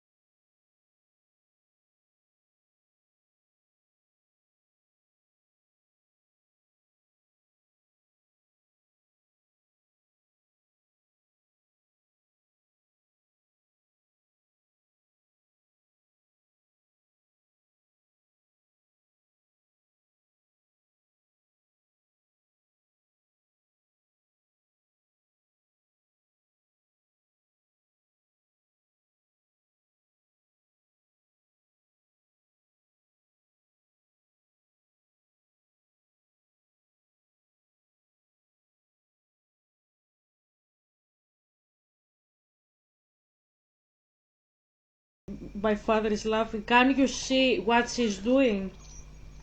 Listen. Listen again. You can see the heart of a person by the crap that doesn't come out of their butthole but from their mouth. And that's biblical. My father is laughing. My father said it's not what enters a mouth or the body of a person that pollutes them, because this exits the toilet. What comes out of your mouth is what pollutes you. Because I am translating in the Helgian manner, as he said, I don't know why he's laughing. What you are eating comes out from your butthole as poop. That's what my father says there. But if you are pooping your crap not from your butthole but from your mouth, that's a serious issue. Can you imagine your mouth full of crap? No. You are saying that's disgusting. That's exactly what Rowling is saying. What she says is disgusting. It's as if she's having crap coming out of her mouth. My father, I don't know, he will die from laughter. Honestly, you will die from laughter. I don't know what's wrong with you. He says, I cannot die. I died already once. Okay. Whatever. Whatever. I don't know. He says you're funny. You don't see such preachers like you all the time. Yeah. He says you're one of a kind. How do you explain what Jesus said in that holy Bible verse? He says Helga, and like the equal symbol like this. Like what I said is what you just heard. It's like the meme, the joke. You get what I mean, right? Like Helga, a colon, and the things that she says. My father says exactly colon. I didn't mean that colon. I meant the colon, the syntax. He said, yeah, exactly. So, I don't know.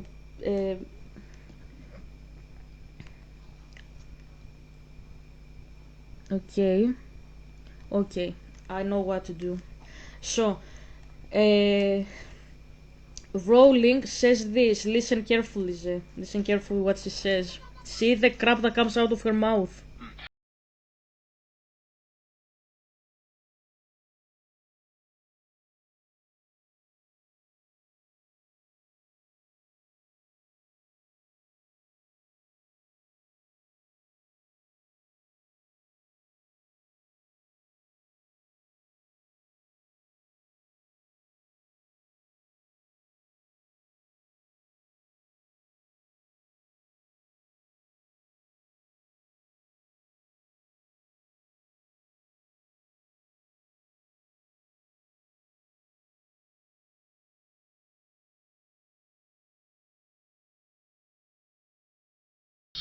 Okay, so let's see here what we have.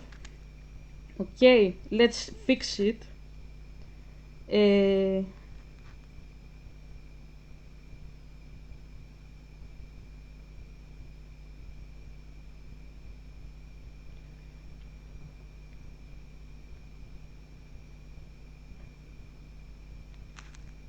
So we have the. My father says this will shock you. Okay. We have this. So Tom, to what I owe the pleasure? Voldemort did not answer at once, but merely sipped his wine. They do not call me Tom anymore, he said. These days I am known as... I know what you are known as, said Dumbledore, smiling pleasantly. But to me, I'm afraid you will always be Tom Riddle. It is one of the irritating things about old teachers. I am afraid that they never quite forget their child's youthful beginnings. Okay, so our example is, let's make Voldemort here Tom. Okay, Tom. Okay, so our example states, let's fix this. Our example states, example is Claudius is Buddhism. So wherever I see Claudius, I can put Buddhism, and wherever I see Buddhism, you put Claudius. Okay, so Tom Riddle. He says, I am known with a different name. I am known as, and we never know because he says as and we see the dash. We never know. So, can I rename Tom Riddle as Alice Riddle? My father is laughing. Can I name him Alice? And you are like, but this is a woman's name. Yes, I don't know what he's known as. He says, I'm not Tom anymore. I am known as Dash. He never had the chance to say how he's named because we don't learn that. Okay, so where we see outside of speech, direct speech, the name Tom Riddle we replace with Alice. Okay, Alice Riddle.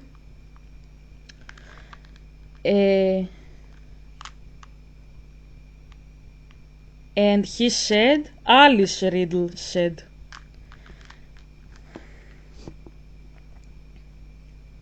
Okay, do you want me to read it now for you, Zed? I want you to tell me I changed only one name in the story. Accordingly, I renamed Tom Riddle as Alice Riddle. Does it make sense to you when you read it? So Tom, to what do I owe the pleasure? Alice Riddle did not answer at once, but merely sipped her wine. Let's read it again because I didn't see that. So Tom, to what do I owe the pleasure? Alice Riddle did not answer at once, but merely sipped her wine. They do not call me Tom anymore, Alice Riddle said. These days I am known as... I know what you are known as, said Dumbledore, smiling pleasantly, but to me, I am afraid you will always be Tom Riddle. It is one of the irritating things about old teachers. I am afraid that they never quite forget their child's youthful beginnings. My father says, I bow to your majesty. He's clapping. He says, Mama Owl. Does it make sense to you? Does it make sense to you? As you hear it, does it make sense to you? Let's see now what Rowling has said about trans people. About trans people. They aren't women, they are men. Right. Right.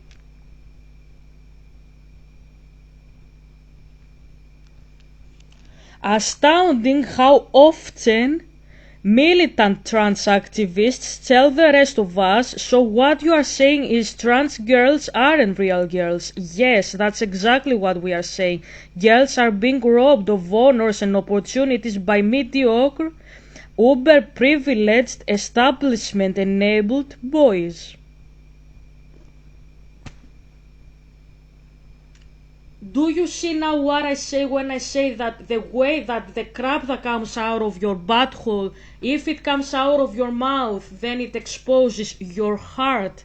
It's your heart that directs your speech. Rowling cheated on her keyboard that day when she wrote that sentence because you see that Dumbledore doesn't want to speak and call Voldemort with his chosen name because he renounces the evil. No, he renounces his identity. He renounces his identity. He doesn't renounce the evil. He doesn't. It's Rowling being a bigot. It's Rowling there not allowing people to be their own authentic selves because she is a bigot. She's a time traveler. She's a bigot. That's what I'm saying. What did she say? Mediocre, uber-privileged, establishment-enabled boys. Joanne, if you ever watch the video, you will watch me one day. I'm sure you will because my father is putting me to do these videos. I know you will watch me one day, bestie. What you are writing there with so many words, because this is what you do in your prose, you are writing elegantly, beautifully, with a very beautiful prose. You are sitting on your keyboard, bestie. What you write there as mediocre, uber-privileged, establishment-enabled boys, that reads as malaka in Greek. You call the trans people malaka. Do you know who is the malaka, Joanne? You are the malaka because you are saying many years now in your books, and I proved this, to my ex in my video right now, that you are a bigot even before your mother that gave birth to you knew that you are a bigot. Because you can see that in your text that you are a bigot. What you say shows your heart. You didn't grow up or wake up one morning and decide to become a bigot. No, you were always a bigot. Instead of crapping in your toilet, you are crapping from your mouth.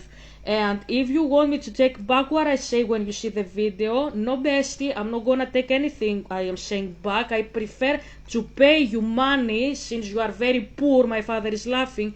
You are very poor. You had poor upbringing, and you had like difficulty writing Harry Potter. I'm willing to pay you your expenses. Are you owing bills? Are you owing money in a council in a, I don't know, Scottish Power? You live in Scotland. If you owe money, I'm willing to pay you money, bestie. I'm willing to pay you money because you are poor, and I don't want any poor person to suffer. And because you are not a multimillionaire, you are a poor billionaire woman who wrote a very mediocre book, I want to fund your expenses as a poor billionaire. I am very compassionate as a person, okay? So, because you have like threatened people and they have taken down their supports that you are a bigot. No, I'm not gonna take mine back. I am willing to pay you a shitload of cash for what I'm saying, because my shitload will match the crap that comes out of your mouth, and I will fund all your expenses as a poor billionaire woman. And I really care about that. Like, you have problems as a woman by the trans community, and you are a poor billionaire, and I understand that it must be very difficult to have bodyguards to literally go to the supermarket, to the co-op, to buy toilet paper for when you are writing on your Twitter, not when you are not pooping when you go to the toilet. But Joanne, you are pooping when you are writing on your keyboard all these comments you are making for the trans people. I'm asking you a question. If you are like Yaga, you are very vulgar. Joanne, if you had a daughter or a son that were trans, would you dare to speak like that? And if you don't know, and if you don't want to think about that, because you think like my son and my daughter would be cornered for their identity and bullied by people, because bullying exists even to this day for such people, the minorities. Would you like anybody to call your daughter and your son that identify as trans people, to call them overprivileged boys? Like, your son identifies as a woman, a Tom that identifies as Alice, okay? Would you like him, anybody at school, at society, on Twitter, calling them overprivileged son of a billionaire? Joanne, you are a disgusting, evil person. I am willing to pay you royalties for my sayings until my grandsons are dead. I'm not gonna back up what I'm saying. I'm not gonna back up. I'm a prophet. My work is to talk about people like yourself who are sitting in the keyboards and in their books instead of sitting in the toilet. Learn to sit in the toilet like every other person who is civilized enough knows to do, and stop doing that in your keyboard and your books. And I'm not gonna continue saying that this is what you are doing. Does that make any sense? Hope it does. Hope it does.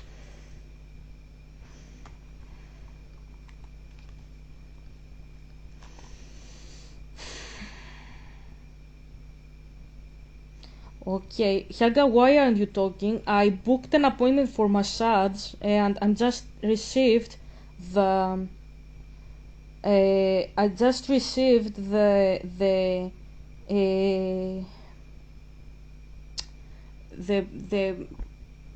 the email from the woman that I'm gonna visit. I'm gonna visit this woman in my area, and she sent me my fucking email saying that she wants to see me when she will see me. She, like, all my details from my appointment, if that makes sense. So yeah, I am happy to do that, obviously. Yeah. So let's continue with the video. My father says you're gonna love the video today very much. I'm glad about that. Let's finish the story, okay? He raised his glass as though toasting Voldemort, whose face remained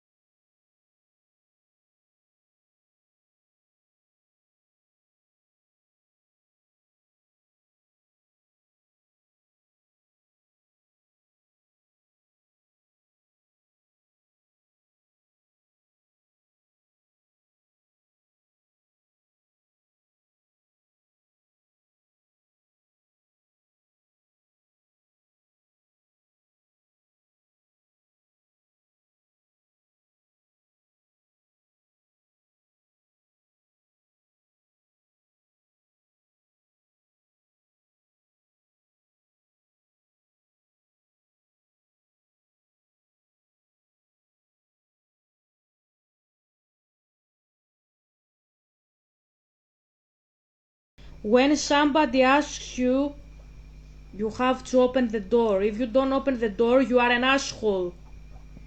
I can't put it in a better manner. Perhaps you are looking in the wrong places. Okay, I will come here.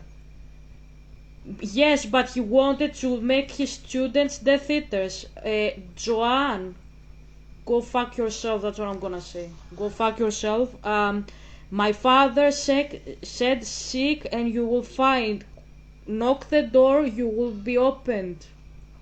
It will be open to you. Okay, that's what my father said. Your job, Joanne, is not to predict and do divination what a person will do after you do something to them. That's not your job. That's not your job to be God and predict the next movement of a person. That crosses the boundaries that God has put for this universe. Our job is to do what we have to do. Let the others have their sins. Don't have the sins of yourself. Protect your own soul. Don't care what others will do. And if you think that would be disastrous, if Dumbledore opened the door and he showed kindness, maybe Voldemort would have a change of heart. If you can't see that happening, Joanne, that doesn't have to do with the story. It has to do with your heart. It has to do with how you see the world. Your world, Joanne, is always full of misery, full of evil people, cunningness, and deception. Why? Because this is your father. You are doing your father's works and you see your father everywhere you go, Joanne. And because my father is Yahweh, I see my father everywhere I go, and that's why my works reflect my father's character. And that's why I see him everywhere I go, and I see him in the stories, I see him in the movies, I see him through the eyes of a stranger. I see him everywhere because I reflect his personality, and you reflect your father's personality, Zeus' personality. Because I read today and I didn't know that you love Iliad. Of course you love it, Joanne. Of course you do, because your father is Zeus, it's not Yahweh. Of course. My father is clapping. Of course your story couldn't go better because you can't see anything good. Like your father, the devil, who wrote the Iliad and everybody died and got a divorce in that story. You read that story, that stupid, ludicrous story, ridiculous story, demonic story, and you loved it and you said it's an amazing story because they carried the body of Patroclus. You liked the story. The friend lost the best friend that he had, and you find it amazing. Instead of saying, what the fuck am I reading here, you liked it. You scared the crap out of me, Joanne, honestly. And people like you scare the crap out of me with the way you think and you see the world. You scare me. I don't know what is wrong with all of you.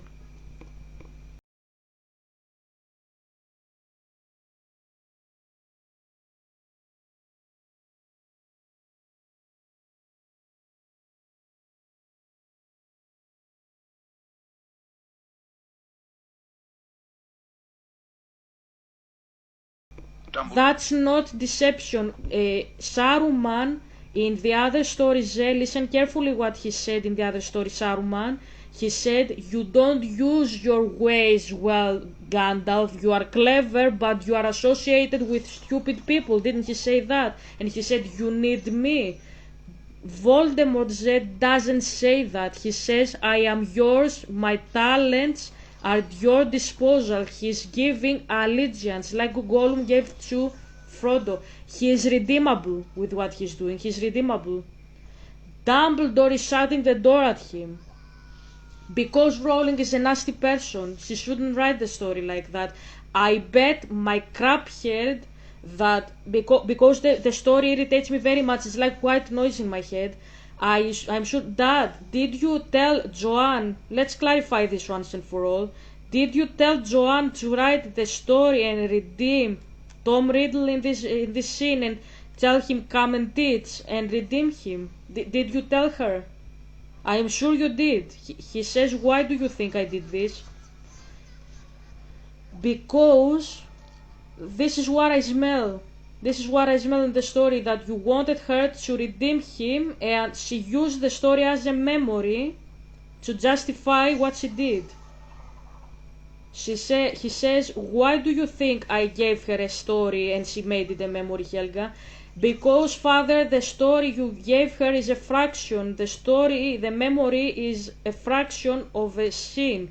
You are about to customize the scene as an author. That's what I know from you all the times you have taught me spirituality.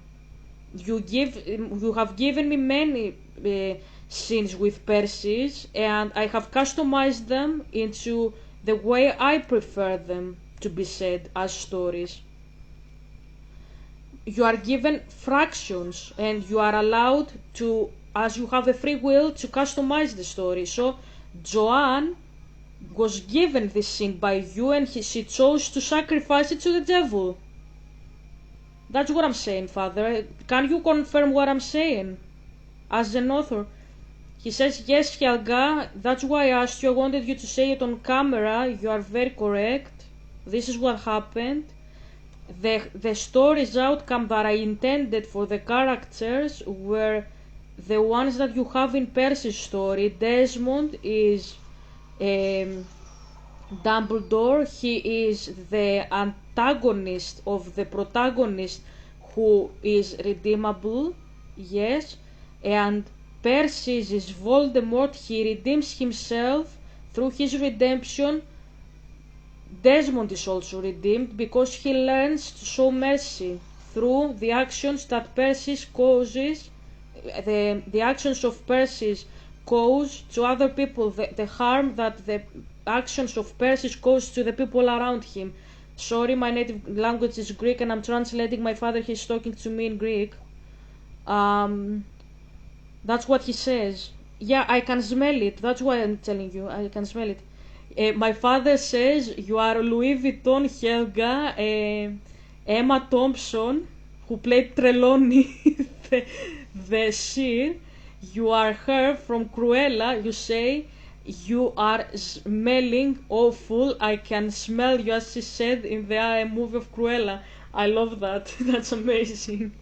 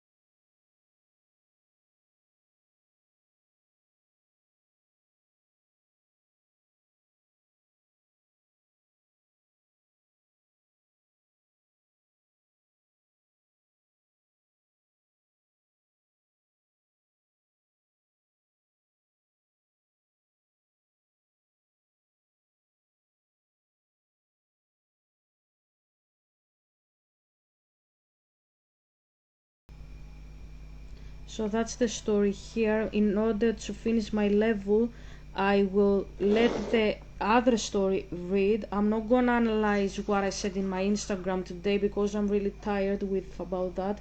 But I will do that tomorrow, part 3 of the series. So let's now see the remaining of the other story that I promised I would do today. Let's do that. Let's listen to it. Just listen, and I will return to this topic tomorrow. Hopefully I will finish the level. Okay. So we continue here the story with the Gandalf. In a commanding voice. To the amazement of the others, Saruman turned again, and as if dragged against his will, he came slowly back to the iron rail, leaning on it, breathing hard. His face was lined and shrunken, his hand clutched his heavy black staff like a claw. "I did not give you leave to go," said Gandalf sternly. "I have not finished." What you are doing here, Ze, is listening to voices. You hear voices and you try to identify the one voice with the other, which voice connects with the other. So where you hear Saruman, you hear where you hear Saruman, you hear Dumbledore. Where you hear Gandalf, you hear Voldemort. Okay. You've become a fool, Saruman, and yet pitiable. You might still have turned away from folly and evil and have been of service. But you choose to stay and gnaw the ends of your old plots. Stay, then. But I warn you, you will not easily come out again. Not unless the dark hands of the East stretch out to take you. Saruman! He cried, and his voice grew in power and authority.